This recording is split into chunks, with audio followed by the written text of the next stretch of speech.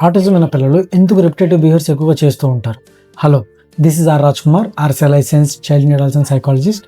ప్రతి ఒక్క పేరెంట్ మా దగ్గరికి వచ్చి చెప్పేది ఏంటంటే, మా పిల్లవాడు ఎందుకు జంప్ చేస్తున్నాడు, ఎందుకు కదులుతూనే ఉంటున్నాడు, ఎందుకు లైట్స్ వైపు అలా చూస్తూనే ఉంటున్నాడు, ప్రతిదీ నోట్లో పెట్టుకుంటున్నాడు, పొయ్యి వాకింగ్ చేస్తున్నాడు, లేకపోతే ఇంకా కాన్స్టెంట్గా మూవ్ అవ్వడం, హ్యాండ్ ఫ్లాప్ చేయడం, ఫింగర్ ఫ్లిక్ చేయడం, ఇలాంటివి చేస్తూ ఉంటారు. ఇంకా దాంతోపాటు హెయిర్ పుల్ చేయడం, ఈ బిహేవియర్స్ అన్ని చేస్తూ ఉంటారు.